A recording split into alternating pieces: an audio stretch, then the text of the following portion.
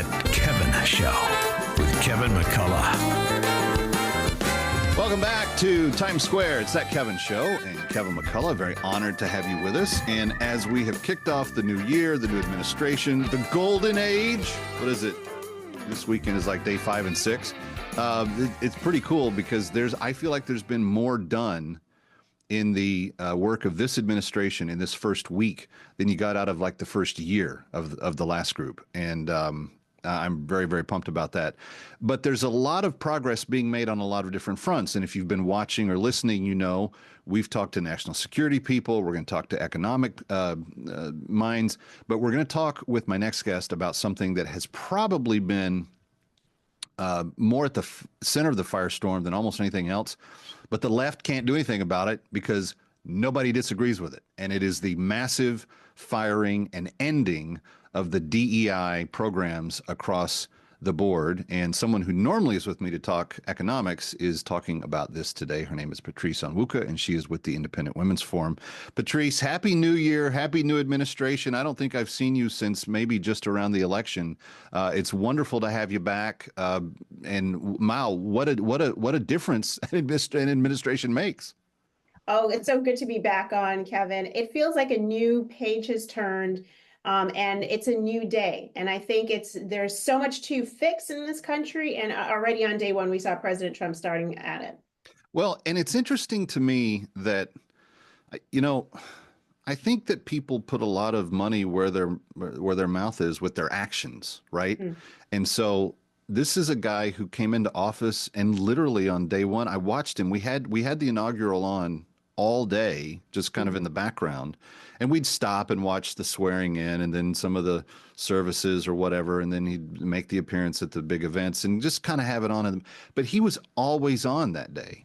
Yes. He put in like a 26-hour day on day one with the executive orders. And I think that there's a principle there that we used to maybe expect from our public leaders.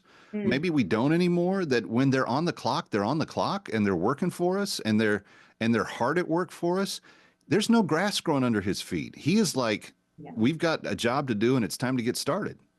Well, he's acting as though he has 2 years of time to get anything done. And I think that's actually a good timeline to work off of, because in 2 years, Congress is facing what could be a loss of Republicans in the House. And maybe I think the Senate is pretty safe. But he wants to get as much done possible within the first 2 years. And frankly, within the first year alone of his presidency, if in case he doesn't have a second bite at the apple in 2026, 2027, 2028.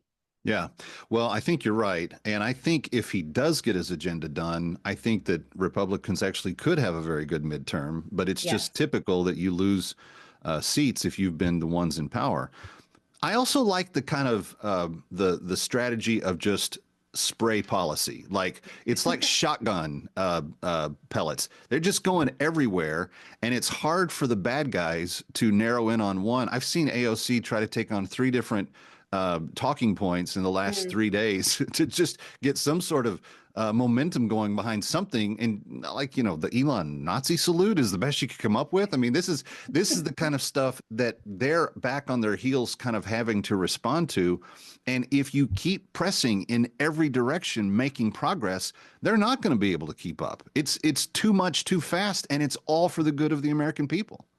Well, you know, I've seen a couple of networks describe it as chaos, but that's no longer landing anymore. It's controlled. I like the spray analogy that you use, but it's in essence just hitting as many targets as possible at one time. And you're right, it's hard for them to focus on any one. But this tells us that President Trump and the people he surrounded himself with, they were busy. Even while he was on the campaign trail, they were lining up all of the executive orders. They were talking to organizations like mine at Independent Women about what do we need to do on day one? What are those day one policies? So that this time wasn't spent trying to fill positions, trying to figure out who is who in Washington, and then what needs to get done. Yeah. He was able to absolutely have everything pre-written and ready to sign on day one. And so there is such a growth and just demonstrates that he's learned so much from the 4 years that he was in office, but also just a preparation that we didn't see the first time around, because I think everybody was shocked with his win. I think that the 4 years he had out also gave him a sense of urgency that if he doesn't get stuff done, he may not have a chance to fix it again. And I just think that all added to the kind of gunpowder effect of what's going on here in these first few days. Let's turn to some specifics. The DEI firings across the board have been something that the voters spoke very clearly on, but yet the Democrats never really wanted to admit that it was a problem. They didn't like it. But these standards and policies and thresholds, and they're just falling by the wayside. And it's not just in government. Yeah, Trump's setting the tone, but you've got private sector businesses that were, neck deep in DEI trying to figure out how to make that work. And they've said, nope, we're done. We're good. That's it. Talk to us about how significant this is, that it's just a watershed moment where DEI is literally being washed away.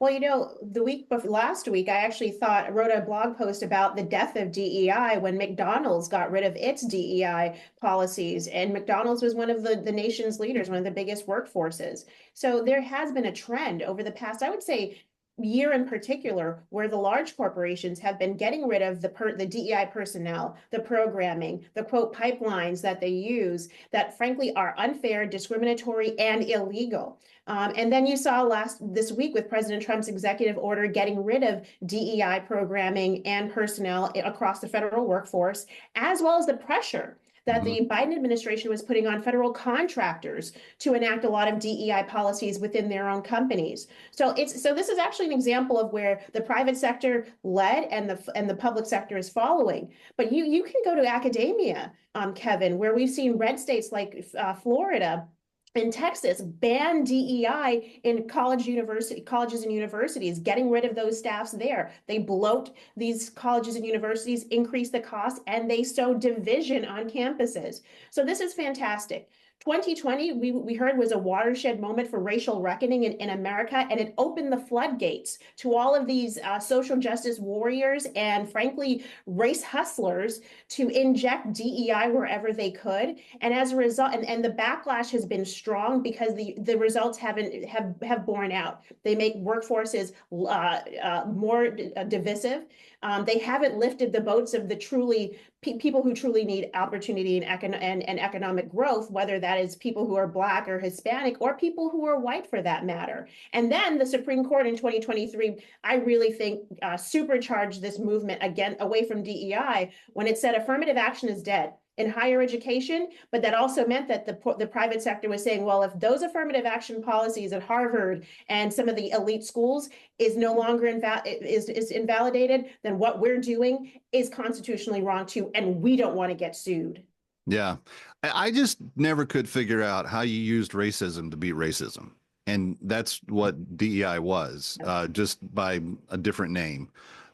She's Patrice Onwuka. I'm Kevin McCullough. We've got more to discuss. She's with the Independent Women's Forum, who, by the way, has made enormous contributions to this first week of policy. We're going to talk a little bit about that straight ahead. Kevin McCullough coming right back from Times Square. Don't go away.